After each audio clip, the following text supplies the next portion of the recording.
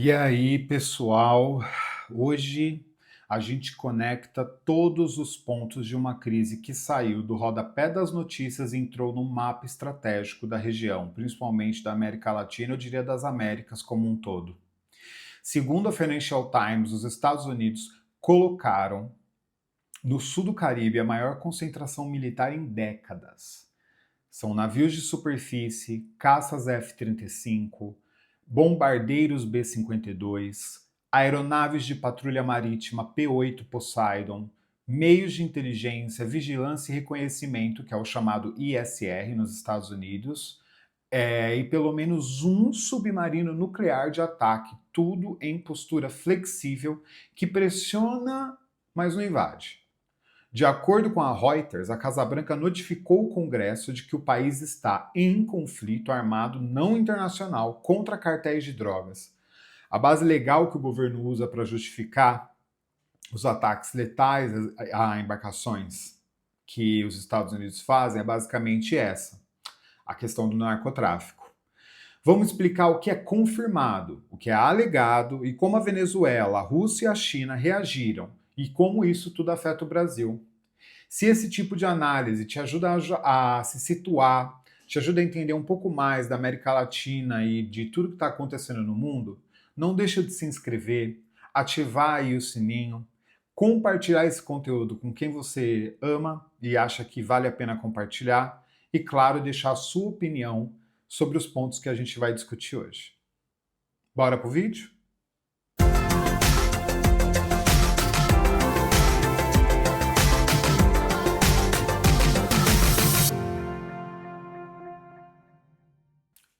Bom, gente, nós vamos dividir aqui em algumas partes para a gente entender como as coisas foram acontecendo. Primeiro, a gente vai falar o que está acontecendo agora, com um recap da linha do tempo dessa história até o momento atual. A Reuters, desde o começo de outubro, relatou que foram pelo menos 6 ataques contra embarcações identificadas pelos Estados Unidos como meios de cartéis de drogas em águas do Caribe. Isso é o que os Estados Unidos alega, tá? Ao sul e a oeste da Venezuela. De acordo com as mesmas reportagens, há pelo menos 27 mortos no total, e no sexto episódio houveram sobreviventes que foram resgatados pela Marinha Americana, tá? E mantidos a bordo de um navio lá da Marinha nos Estados Unidos. Tem algo, e isso foi algo que abriu novas dúvidas sobre a jurisdição e direitos desses resgatados, tá? A Reuters também relata que a Venezuela levou o caso ao Conselho de Segurança da ONU, né, pedindo que os ataques sejam declarados como ataques ilegais. E é um dos episódios que a gente nem sabe como o Conselho de Segurança da ONU vai reagir, até porque os Estados Unidos têm poder de veto, né? Então é aquela coisa, você leva para o Conselho de Segurança, gera um alerta internacional sobre essa iniciativa americana, mas no fim do dia, do ponto prático, os Estados Unidos têm poder de veto. O que aconteceu também agora é que num desses episódios houveram familiares em Trinidade e Tobago que afirmaram que um parente pode ter morrido em um dos ataques. E eles estão cobrando provas de que esse parente tivesse alguma ligação com o tráfico. Por que a gente está falando de Trinidade e Tobago? Porque Trinidade e Tobago é um país muito próximo da costa da Venezuela, muito pequeno, mas que tem boas relações com os Estados Unidos. Então é daí que surgiu essa questão em relação à Trinidade e Tobago, tá? Como que a força militar foi se construindo, né? Como que a capacidade militar dos Estados Unidos foi aumentando na região? A própria Financial Times trouxe esse pacote militar e tudo que inclui nele, tá? Repetindo aí para vocês. Tem navios de superfície com helicópteros e mísseis de cruzeiro. Tem os caças F-35 que tem capacidade furtiva. Tem o B-52 que é capaz de lançar munições de grande alcance. E tem o P-8 Poseidon para fazer a patrulha marítima e a guerra anti-submarinos, além das forças de operações especiais com meios de infiltração discreta, que as redes ISR, que a gente conversou, de satélites e aeronaves que monitoram a região, e um submarino nuclear de ataque, que é um exagero dos Estados Unidos dentro de um contexto da América Latina, né? É uma coisa que a gente não vê na América Latina. A leitura do Financial Times é que isso compõe uma estratégia de coerção, mostrar que existe uma capacidade americana de impedir essas rotas de narcotráfico vindas da Venezuela e atingir alvos diretamente no mar, porque isso não sinaliza uma ocupação em terra, né? São águas internacionais. Então o que acontece aí? Ou águas da Venezuela, mas não é uma invasão tecnicamente, tá? Os Estados Unidos têm por volta de 10 mil soldados próximos da Venezuela, não só nessas embarcações, como em bases navais, como por exemplo a própria base de Porto Rico, que faz parte ali do Caribe, tá? Que foi reativada pelo governo Trump, estava desativada. Segundo os documentos citados pela Reuters, o Trump informou ao Congresso que esses ataques estão acontecendo com base na lei de poderes de guerra e que os Estados Unidos estão envolvidos em um conflito armado não internacional contra cartéis. Na prática, isso pretende amparar o uso da força letal em alto mar, ou seja, isso é como ele está justificando essa força letal mesmo, sem julgamento, porque todo criminoso tem direito a um julgamento, mas ele já atira, mata sem julgar.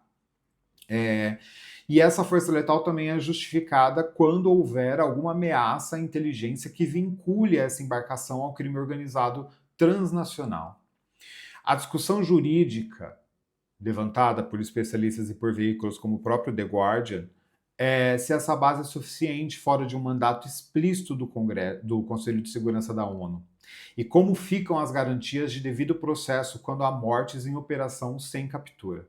Ou seja, os Estados Unidos está fazendo o que quer sem seguir as normas internacionais e nem mesmo as normas do próprio Congresso americano, o próprio protocolo dentro do Congresso, para fazer essa ação, essa intervenção na Venezuela. Considerando também, pessoal, que a Venezuela não é nem de longe o maior exportador de drogas para os Estados Unidos, tá? A maior parte das drogas para os Estados Unidos vão pelo Oceano Pacífico. Você tem Bolívia, Equador e outros países que fazem escoar pelo Oceano Pacífico e chegam nos Estados Unidos. Pelo Mar do Caribe, muita pouca coisa ou quase nada acontece. Justamente porque é uma região cheia de ilhas, países, e todas elas cuidam dos seus territórios. Não é o lugar mais seguro para um traficante sair com toneladas de droga num barco para passar. Mas no Pacífico você não tem esse problema, no lado Pacífico, tá? Só dá uma olhada no mapa da América Latina. Tá? O que é confirmado e o que é alegado? Tá? O que já foi confirmado pelas fontes oficiais da grande imprensa foi a concentração militar no Caribe, pelo próprio Financial Times, a notificação ao Congresso sobre o enquadramento jurídico que justifica o uso da força letal, segundo a Reuters, os ataques e os pelo menos 27 mortos com sobreviventes resgatados, também de acordo com a Reuters, e que a Venezuela levou o tema ao Conselho de Segurança da ONU. Tá? Isso tudo já está confirmado. Agora, o que é alegado, que a gente ainda precisa ter um pouco de cautela, tá? Nessas afirmações. Primeiro que os Estados Unidos afirmam que todos os alvos que eles atingiram eram de cartéis, provas que eles ainda não divulgaram, né? De que esses barcos eram de cartéis de narcotráfico, tá? O The Guardian, inclusive, cita que os Estados Unidos tomou essa decisão de bombardear esses barcos apenas baseado em fontes de inteligência. E Caracas fala em execuções que são extrajudiciais, ou seja, você está executando sem o direito de julgamento. É estranho, né, você ouvir isso vindo do ditador da Venezuela, não é verdade? Porque um ditador também não é muito preocupado com a lei. Ele faz, ele é o advogado de defesa, ele é o promotor e ele é o juiz, o ditador. Mas agora, quando ele é ameaçado por outra força, aí ele cobra sim que seja feito de forma judicial. Não estou justificando o ataque dos Estados Unidos, gente. Sinceramente, eu acho que os Estados Unidos fazer esse movimento aqui, perto da nossa costa, num vizinho nosso, com o Brasil aqui embaixo, eu acho tudo isso uma grande palhaçada do Trump, não só uma grande palhaçada, eu duvido que ele vai invadir a Venezuela por terra, tá? Eu duvido. Na verdade, é só uma tática de coerção para ver se o regime cai por si só, se o próprio povo, que está cansado do regime do Nicolás Maduro, aproveita esse momento para derrubar o próprio governo. Por isso que tem 50 milhões de dólares colocados ali na cabeça do Nicolás Maduro pelo próprio FBI, tá? Vamos ver como foi a reação internacional, gente, em relação a isso? Bom, de acordo com a Reuters, a Venezuela pediu ao Conselho de Segurança que condene os ataques e os declare ilegais. A Rússia, também segundo a Reuters, condenou publicamente um dos ataques perto da costa venezuelana e o chanceler russo Sergei Lavrov conversou com o ministro venezuelano sem anúncio de envio militar. A Rússia não prometeu forças militares para a Venezuela para ajudar a Venezuela, não. Não vai entrar em guerra com os Estados Unidos na costa da Venezuela, não, tá? Já basta o que a Rússia está passando ali na Ucrânia com o Trump. Já a China, e vice-versa, né? A Ucrânia está passando com a Rússia. Já a China, por meio do porta-voz Lin Jian, declarou no Ministério das Relações Exteriores que se opõe ao uso da ameaça de força e à interferência externa, com um tom bastante crítico, mas também não se comprometeu com a segurança da Venezuela, né? É lógico, né, gente? Você vai estourar uma guerra. Você acha que a China e a Rússia vão iniciar uma guerra com os Estados Unidos para proteger o Nicolás Maduro? Tá certo que ele faz parte um pouco desse núcleo dos países socialistas ou com viés de esquerda, mas não justifica uma guerra com os Estados Unidos, não. Principalmente com os Estados Unidos e tão distante do território deles, né? Que é tão difícil de se manter, não é verdade? Ou seja, eles vão dar cobertura diplomática para a Venezuela, mas a princípio a declaração, principalmente de Pequim, é que não vai ter ponte aérea militar, não. Não vai ser mandado soldados, tá?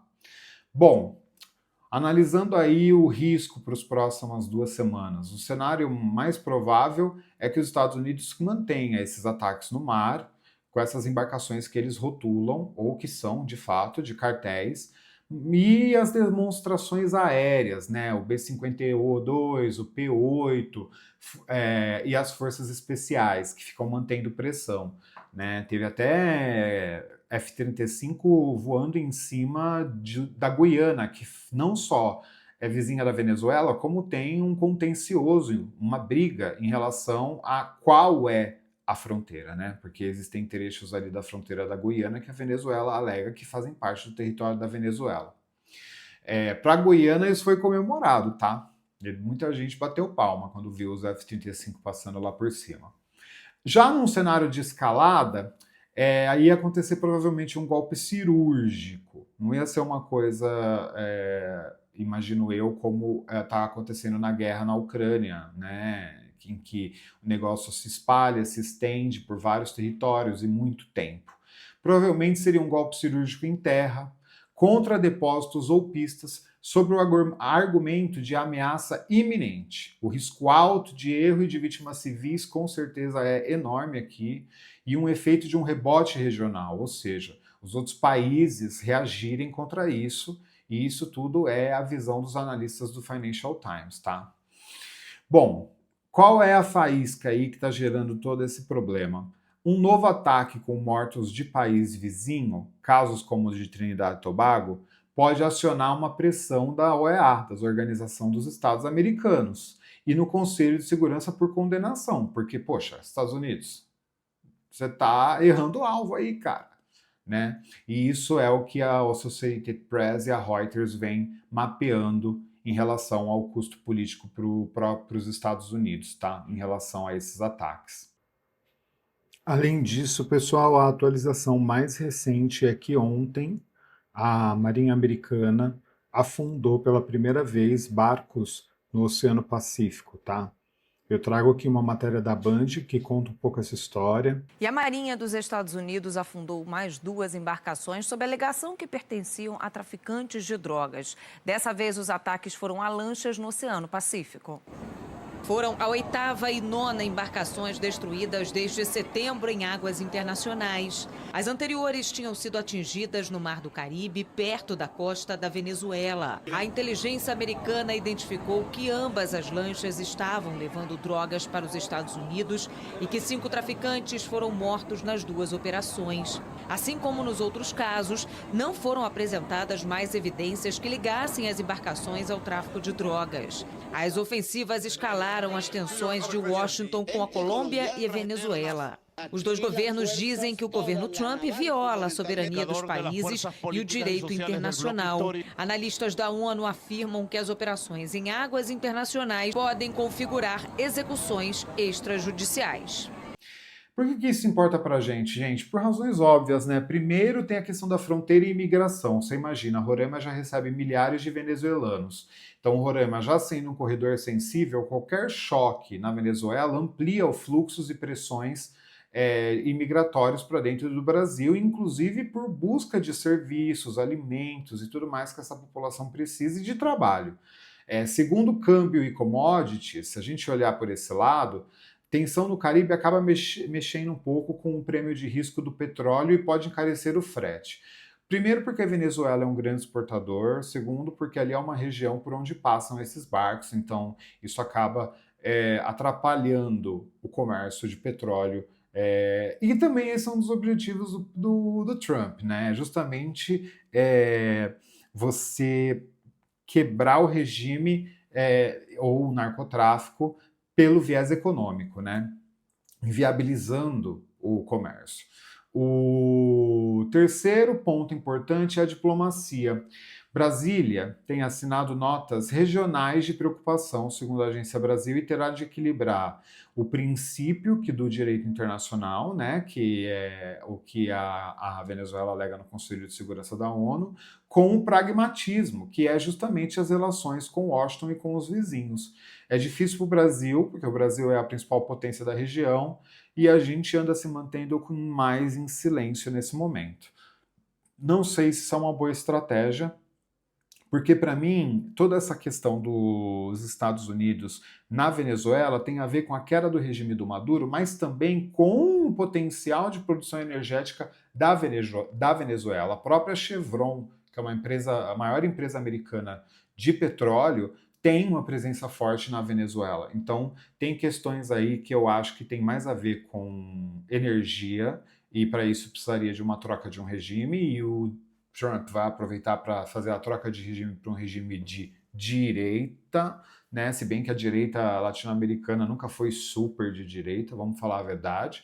Aproveitar essa queda de regime justamente para manter aí a questão energética, manter as empresas americanas de petróleo atuando na região, porque a Venezuela tem a maior reserva de petróleo do mundo, tá? E ela é praticamente inexplorada, porque a PDVSA, que é a empresa, a Petrobras da Venezuela, ela praticamente, nos últimos anos, ela foi definhando e tudo mais, até porque todo o dinheiro que sai da PDVSA é para manter o regime do Maduro, tá? Para manter as alianças. O que você acha? Que a gente está vendo coerção para cortar de fato rotas de crime, narcotráfico, ou é um prelúdio de realmente uma guerra, um conflito com invasão em terra? Você acha que a gente, como Brasil, a gente tem que mediar, se afastar, a gente tem que ficar na posição a favor de quem? Ou a gente tem que ficar quieto e deixar as coisas acontecerem? Bom, deixa seu comentário sobre isso que eu tô a fim de saber, o que você pensa. E se esse vídeo te ajudou a entender um pouco mais o que está acontecendo, deixa seu like também. Não deixa de se inscrever no canal, tá? Tem vídeos como esse, acompanhando essa pauta com frequência aqui. E, claro, eu deixo aqui o meu beijo para você. Até o nosso próximo vídeo, tá? Deixa seu like, não deixa de deixar seu like.